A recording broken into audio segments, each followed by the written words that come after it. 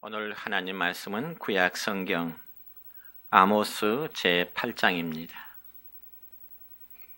구약 성경 아모스 제8장은 구약 성경 1283페이지에 있습니다. 8장 11절부터 14절에 있는 말씀까지 봉독이 올립니다. 주 여호와의 말씀이니라. 보라, 날이 이를지라 내가 기근을 땅에 보내리니 양식이 없어 주림이 아니며 물이 없어 가람이 아니요 여호와의 말씀을 듣지 못한 기갈이라. 사람이 이 바다에서 저 바다까지 북쪽에서 동쪽까지 비틀거리며 여호와의 말씀을 구하려고 돌아다녀도 얻지 못하리니 그날의 아름다운 처녀와 젊은 남자가 다 갈아여 쓰러지리라. 사마리아의 죄된 우상을 두고 맹세하여 이르기를 다나 내 신들이 살아있음을 두고 맹세하노라 하거나 브엘세바가 위하는 것이 살아있음을 두고 맹세하노라 하는 사람은 엎드러지고 다시 일어나지 못하리라. 아멘. 사랑과 축복의 메시지 나누겠습니다. 사랑하고 축복합니다. 사랑하고 축복합니다. 네, 감사합니다. 오늘은 구약 성경 아모스 8장 11절로 14절에 있는 말씀을 중심해서 말씀을 듣지 못한 기갈이라는 제목으로 말씀을 선포하고자 합니다. 여러분, 우리 사람들이 살아감에 있어서 절대적인 세 가지의 필요 조건이라면 입는 것과 그리고 먹는 것과 그리고 사람이 잘 수 있는 집을 말합니다. 그래서 우리가 이 세 가지의 조건을 통상 의식주라 그렇게 말을 하죠. 그런데 이 세 가지 중에서도 가장 우선될 것이라면 입는 옷이라든지 혹은 사는 집보다는 역시 먹는 것이 가장 우선될 수밖에 없습니다.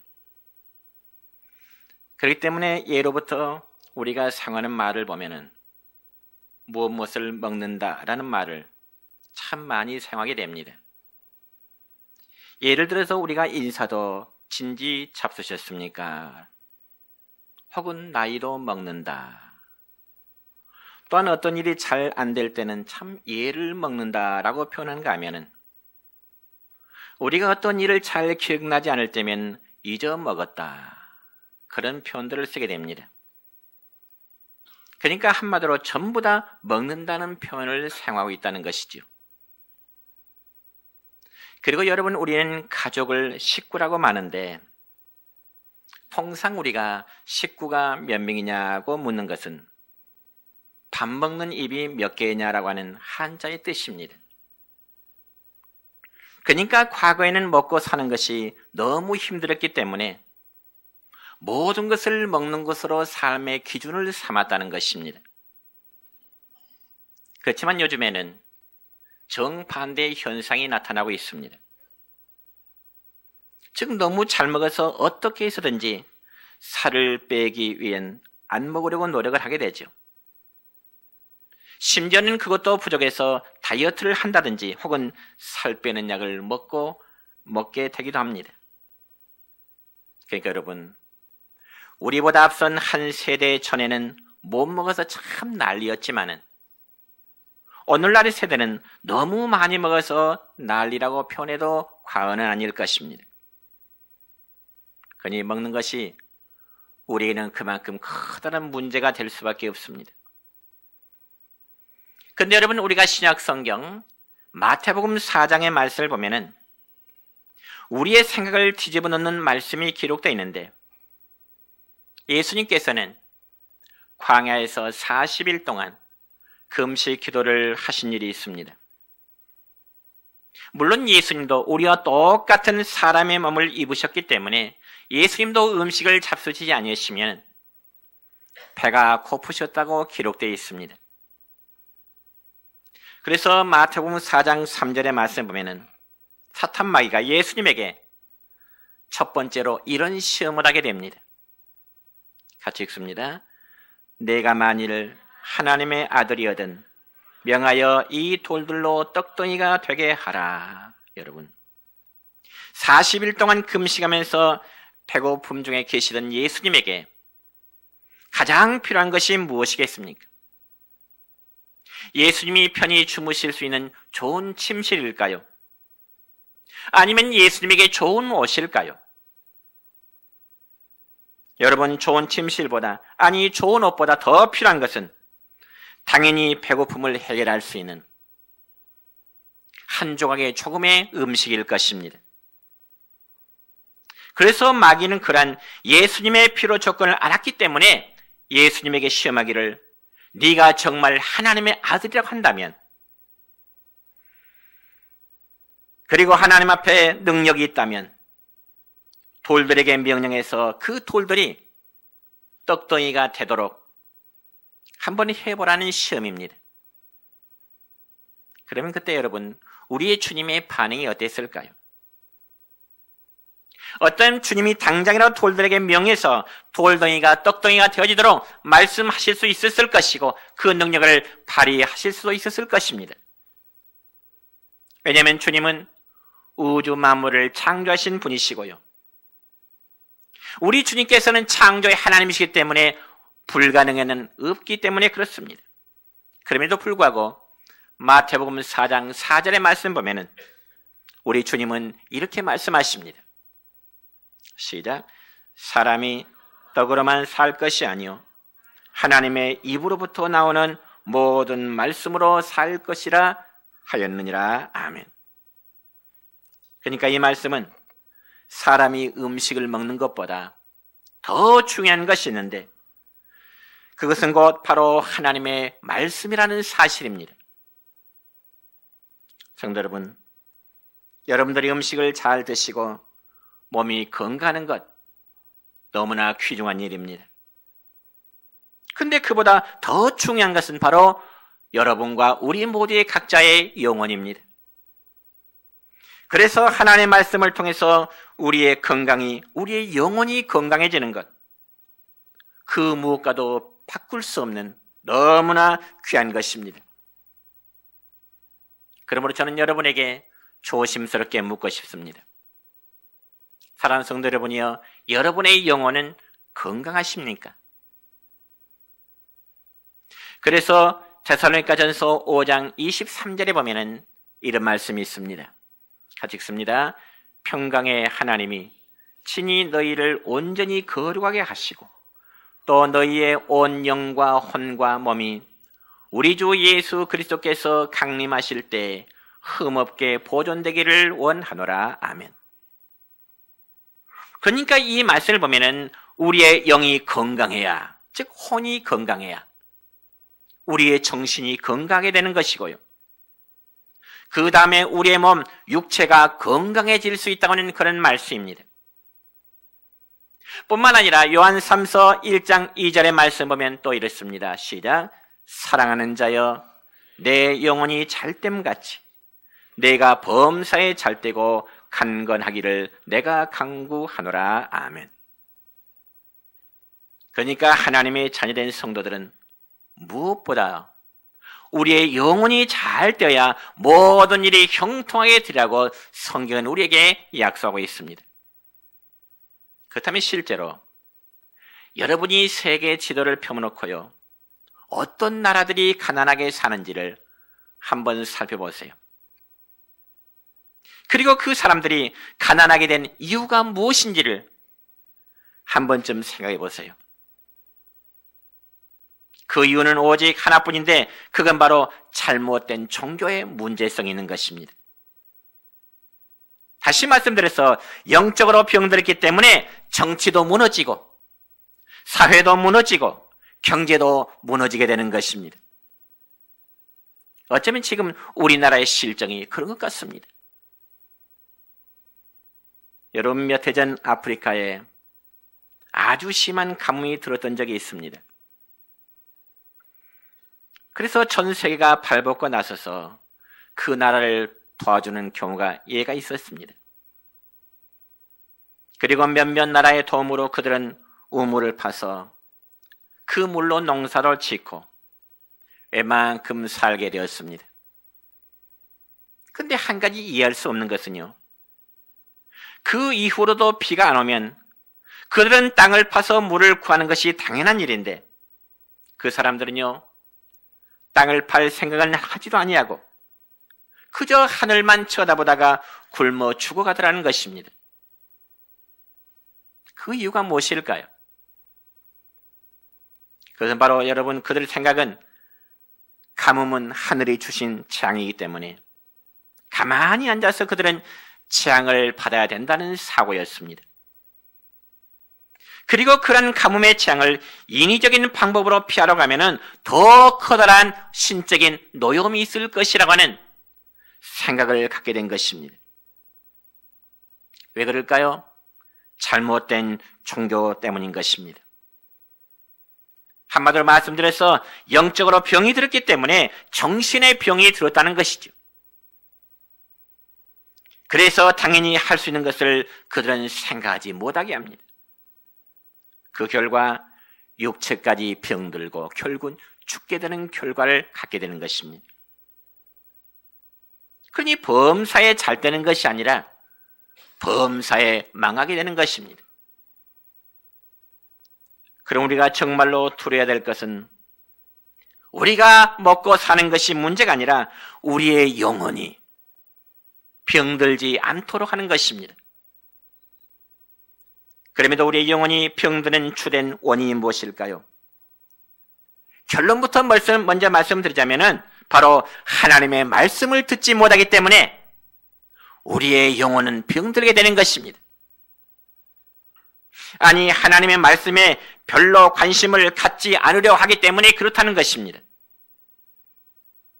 이처럼 하나님의 말씀을 듣지 못할 때 영혼은 반드시 병들기 마련이고요, 영적으로도 메마를 수밖에 없습니다. 그래서 오늘 본문 11절의 말씀 보면은 하나님께서는 아모스 선지자에게 이런 말씀을 하십니다. 시작.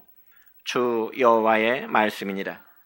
보라, 날이 이를지라 내가 기근을 땅에 보내리니 양식이 없어 주림이 아니며 물이 없어 가람이 아니요 여호와의 말씀을 듣지 못한 기갈이라. 아멘. 여러분, 이 말씀의 의미는요, 사람에게 먹을 양식이 없어 문제가 아니고 마실 물이 없어서 문제가 아니라 하나님의 말씀이 없는 것이 가장 무서운 것임을 말씀하고 있습니다. 그렇다면 오늘 본문의 말씀은 어떤 배경을 가지고 기록했는지를 먼저 알아야 되겠죠. 여러분, 특별히 아모스라는 선자가 활동하던 주전 8세경에는 이스라엘 나라가 상당한 번영을 누리고 있던 그러한 시기였습니다. 그리고 그동안 이스라엘을 끈질기게 괴롭히던 아수르한 나라는 아람이라는 나라와 전쟁을 하느라고 점점 힘을 잃어가고 있었던 상황입니다. 그러자 그 틈을 타서 이스라엘은 주변에 있는 여러 나라들을 공격해서 많은 땅을 점령하게 된 것입니다. 그러면서 다시 한번 옛날 솔로몬 시대의 영광을 재현하고자 하는 그런 원대한 꿈을 갖게 된 것입니다. 그래서 이스라엘 백성들은 이제 잘 살게 되었다는 생각에 그들이 흥청거리기 시작합니다. 점점 사치 생활을 일삼게 됩니다. 그러다 보니 그들의 삶이 점점 타락의 지리를 시작했습니다. 그리고 관리들 역시 부패함이 크게 타락하게 됩니다. 그래서 여러분, 경제적으로는 부강한 나라가 되었지만은 이제 그들이 하나님을 섬겨진 그들의 삶은 점점 부패와 타락의 길을 걸을 수밖에 없게 된 것입니다. 그래서 바로 그때 하나님께서는 아모스라는 선자를 부르십니다. 그리고 그에게 하시는 말씀이 방금 전에 읽었던 본문 11절의 말씀입니다. 내가 기근을 땅에 보내리니 양식이 없어 주림이 아니며 물이 없어 가람이 아니요 여호와의 말씀을 듣지 못한 기갈이라고 말씀하십니다. 그런데 여러분, 이 말씀을 여러분 자세히 한번 들여다보세요. 우리가 언뜻 생각에는 그렇게 두려운 말씀으로 여겨지지가 않습니다. 하나님께서 이왕 심판하시려거든 저 이방 바벨론 나라가 쳐들어와서 다 잡아가리라 하신다든지, 아니면 경제가 파탄나서 모든 백성들이 다 노숙자가 되리라 그렇게 말씀하신다든지, 아니면 무슨 질병이라도 내려서 다 병들어 죽게 하리라 그렇게 말씀하셔야 백성들이 두려워될 것 같은데, 그냥 하나님 말씀은 하나님의 말씀을 너희들에게 듣지 못하도록 하시겠다는 것입니다. 하나님의 말씀을 너희들이 듣지 못하도록 하시겠다는 거죠. 여러분, 우리 솔직히 한번 생각해 볼까요? 여러분의 가정에 돈이 바닥치는 게 두렵습니까? 아니면 하나님의 말씀을 듣지 못하는 게 두렵습니까? 스스로 한번 답변해 보세요. 그리고 여러분의 몸이 병들어 죽게 될 것이 두렵습니까? 아니면 하나님의 말씀을 듣지 못하는 것이 두렵습니까? 아마 여러분의 대답은 여러분의 자신이 더 잘 아실 것입니다. 그런데 여러분, 우리의 귀에 하나님의 말씀이 더 이상 들려지지 않는다는 것, 이것만큼 더 두려운 일이 없음을 알아야 되는 것입니다. 그리고 하나님의 말씀이 여러분의 마음에 없다면 결코 삶의 행복으로 생각하지 마시기 바랍니다. 왜냐하면 그건 불행의 상태이기 때문에 그렇습니다. 그럼 우리는 오직 우리의 주 되신 하나님만을 바라볼 수 있기를 축원합니다.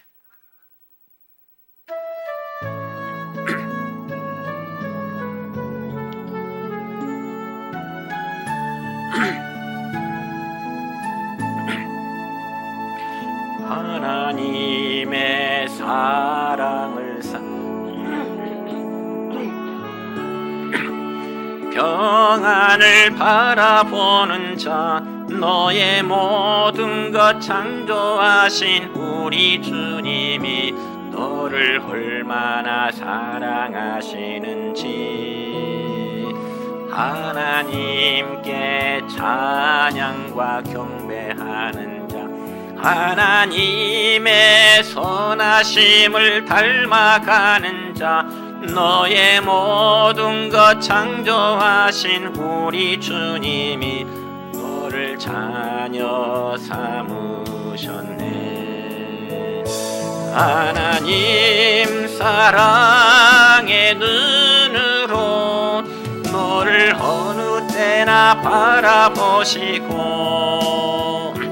하나님 인자한 귀로서 너에게 기울이시니 어두움에 밝은 빛을 비춰주시고 너의 작은 신음에도 응답하시니 너는 어느 곳에 있든지 주를 향하고 주만 바라볼지라. 하나님 사랑의 눈으로 너를 어느 때나 바라보시고 하나님 인자한 귀로서 언제나 너에게 기울이시니 어두움에 밝은 빛을 비춰주시고 너의 작은 신음에도 응답하시니 너는 어느 곳에 있든지 주를 향한 주만 바라볼지라. 주만 바라볼지라.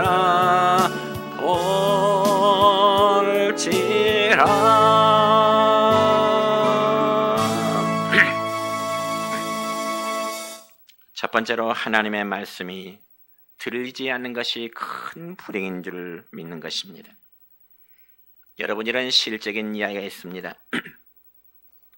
15세기 이탈리아의 레오나르도 다빈치라는 아주 훌륭한 화가가 있었습니다.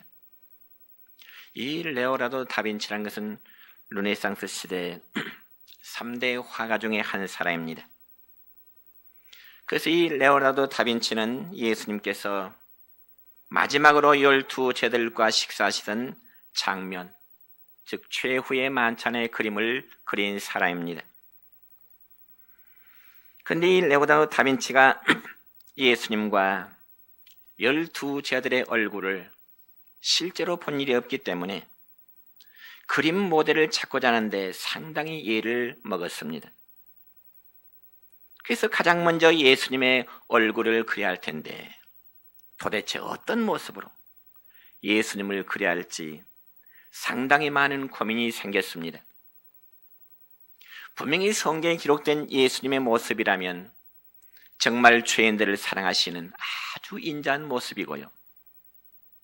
또한 가난한 자와 소외된 자들과 늘 함께 하셨던 예수님이십니다. 그러나 그런 모습을 그림으로 그리려고 하니까 고민이 생길 수밖에 없는 것입니다. 도대체 예수님 닮은 사람을 어디에서 찾을 수 있을까? 그림을 그린 레오나르도 다빈치가 고민을 하다가 그는 결국 교회를 찾아갔습니다.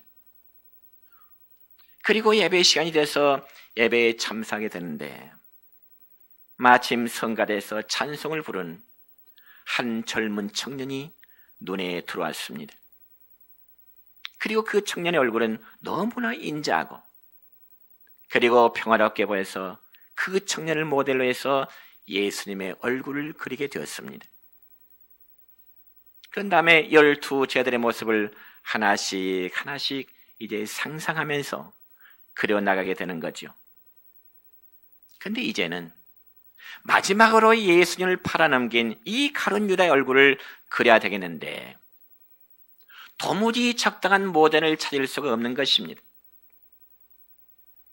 그래서 이리저리 돌아다니다가 하루는 어느 빈민촌 동네를 찾아가게 되었습니다.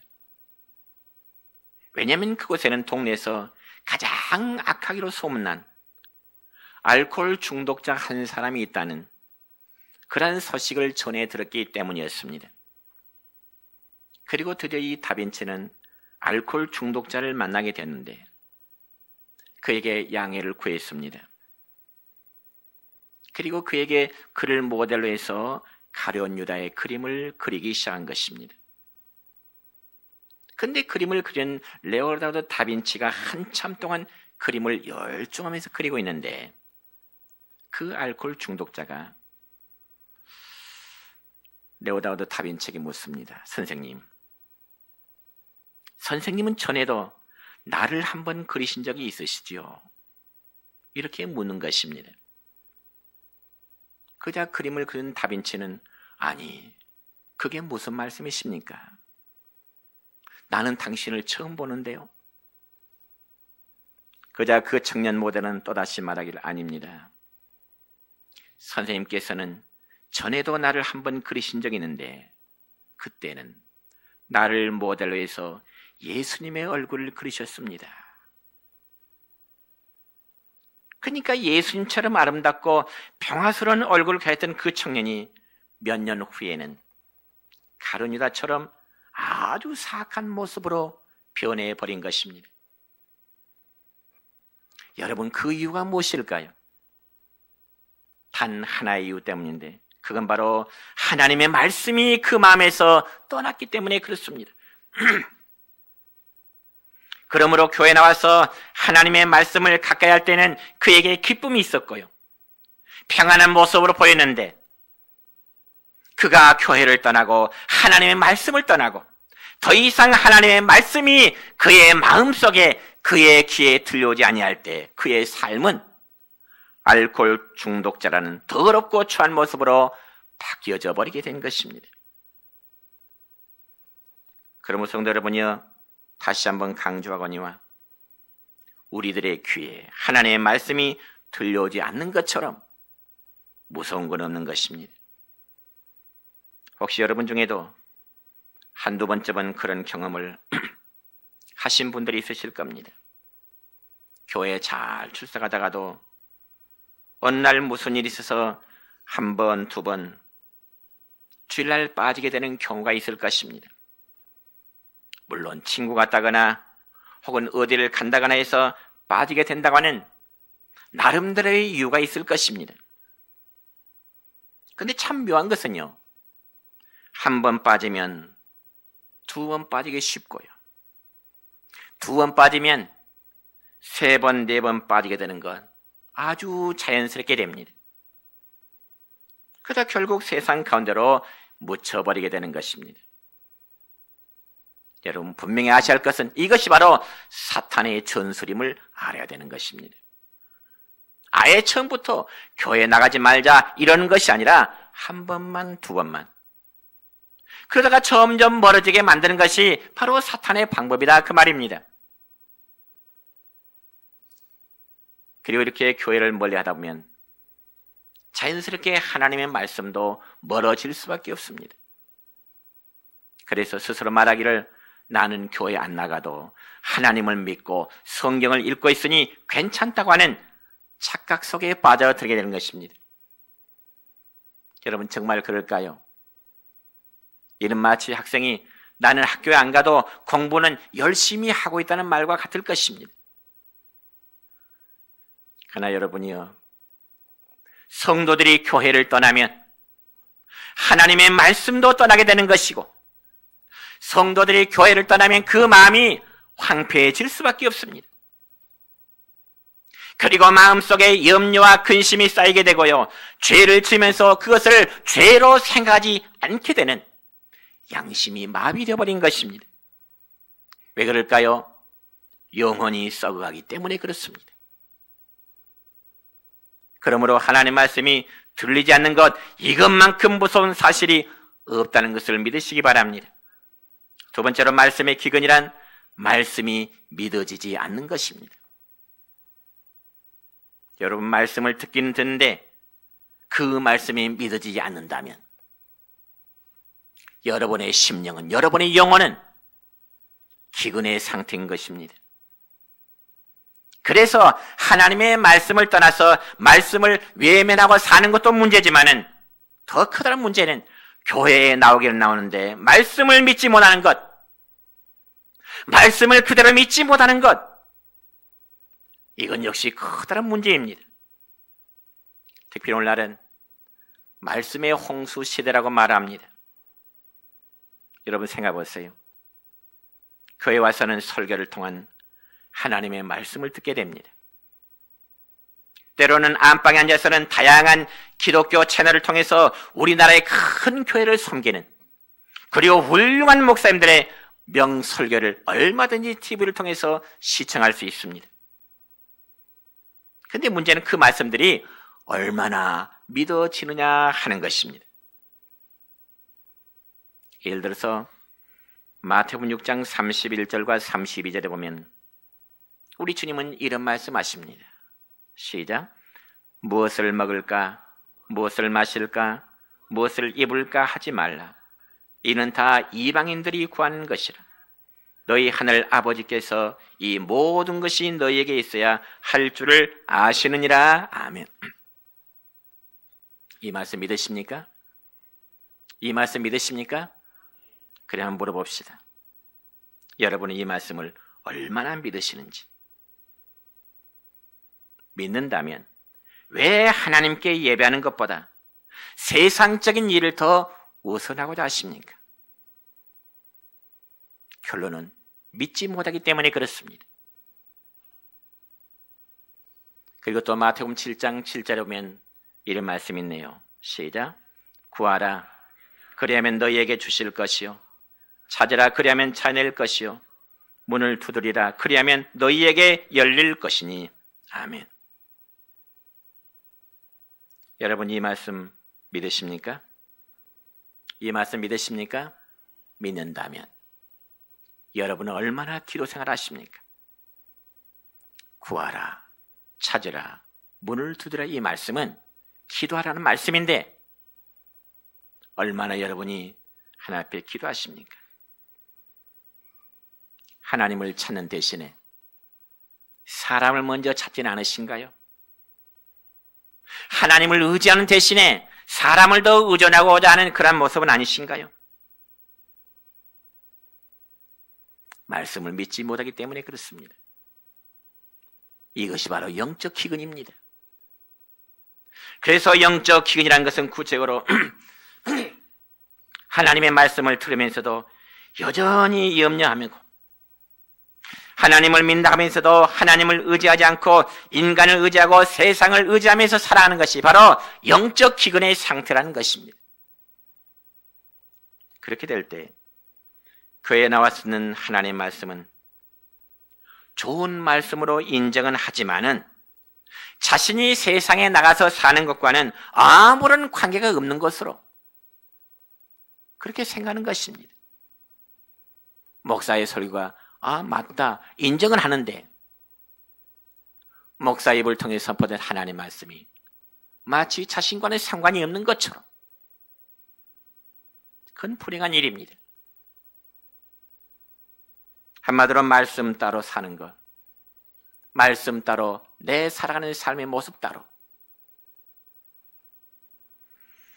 그러면 성경에서는 이런 상태의 신앙생활에 대하여 어떻게 말씀하고 있을까요?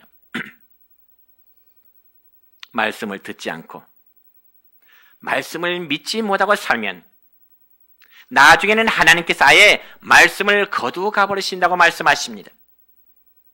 마치 이스라엘 백성들에게 여호와의 말씀을 듣지 못할 기근을 주신다고 하신 것처럼 로마서 1장 28절 하반절에 보면 또 이렇게 기록됩니다. 시작. 하나님께서 그들을 그 상실한 마음대로 내버려 두사 합당하지 못한 일을 하게 하셨으니. 여러분, 이 말씀의 의미는요, 하나님의 말씀을 믿지 않고자 하는 자에게는 네 마음대로 해라, 네 마음대로 해라, 완전히 버리시겠다는 것입니다. 말씀을 들어도 믿지 못하는 자에게 그러면 네 마음대로 해라. 오늘 본문 12절과 또 13절입니다. 시작. 사람이 이 바다에서 저 바다까지 북쪽에서 동쪽까지 비틀거리며 여호와의 말씀을 구하려고 돌아다녀도 얻지 못하리니 그날의 아름다운 처녀와 젊은 남자가 다 갈아여 쓰러지리라. 아멘. 이게 바로 하나님께 버림받은 사람들의 모습입니다. 여러분, 특별히 우리 한국교회 역사를 살펴보면요, 저 평안북도 의주에서 태어난 청년들이 만주로 건너가서 당시에 만주에 있는 선교사님들을 만났습니다.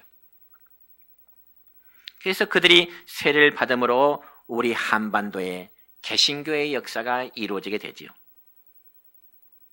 그리고 거기서 성경을 이제 만주에서 번역하는 일도 하였습니다. 그러니까 한때는 이 중국이란 나라는 우리나라의 복음을 전하기 위한 전초 기조로 사용되었습니다. 그래서 우리 장로교회를 비롯해서 성공회나 감리교나 혹은 침례교회 등이 중국에 선교 본부를 둘 정도였습니다.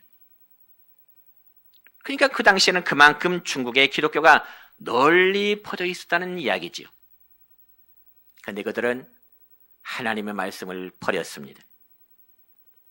그리고 그들은 끊임없는 권력 다툼과 세상의 이익이 눈이 얻어서 하나님의 말씀을 저 중국의 백성들이 외면했다는 거죠. 그때 하나님께서는 그 땅에 말씀의 기근을 보내버리신 것입니다. 그니 이 말씀을 듣고 싶어도 마음대로 들을 수가 없게 된 것입니다. 사랑하는 성도 여러분이요, 하나님의 말씀이 들려질 때 말씀을 가까이 하시길 바랍니다. 그리고 말씀이 들려질 때 그 말씀을 따라 살도록 노력하시기 바랍니다. 그러니 하나님의 말씀 우리가 가까이 해야 된다는 것이죠. 왜냐하면 말씀 속에는 하나님의 능력이 있기 때문에 그렇습니다. 하나님이 천지를 창조하실 때 빛이 있으라 하심에 빛이 있었다고 말씀합니다. 또한 죽은 지 나흘이나 된 나사로를 향하여 예수님께서 나사로야 일어나라 말씀하실 때 죽은 나사로가 다시금 살아났던 그런 실적인 사건도 있습니다. 말씀 속에는 그만한 능력이 있다는 증거입니다. 또한 마태복음 9장에 보면은 예수님께서 길을 가실 때 앞을 보지 못하는 소경 두 사람이 예수님을 향하여 소리 지릅니다. 뭐라고요? 다윗의 자손 예수여, 우리를 불쌍히 여기세요. 쉽게 말하면 예수님, 우리를 좀 불쌍히 여겨주세요. 그때 주님이 소경의 소리를 들으시고 그들에게 다가가셔서 예수님이 하신 말씀이 있습니다. 마태복음 9장 28절 하반절입니다. 같이 읽습니다. 예수께서 이르시되 내가 능히 이 일 할 줄을 믿느냐? 대답하되 주여 그러하오이다. 아멘. 여러분, 예수님의 물으심에 대한 소경의 답변은 한마디로 주여 그러하이다. 이 말은 주여 그렇습니다. 믿습니다. 예수님 말씀하신 그 말씀에 내가 아멘합니다. 그런 뜻입니다. 그 결과 그들의 눈이 밝아졌다라고 말씀하십니다. 이제 말씀했습니다.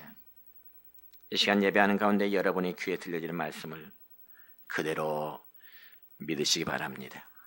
그대로 순종하시기 바랍니다. 그래서 여러분의 삶이 항상 주 안에서 승리하는 삶이 되시길 우리 주님의 이름으로 축원합니다.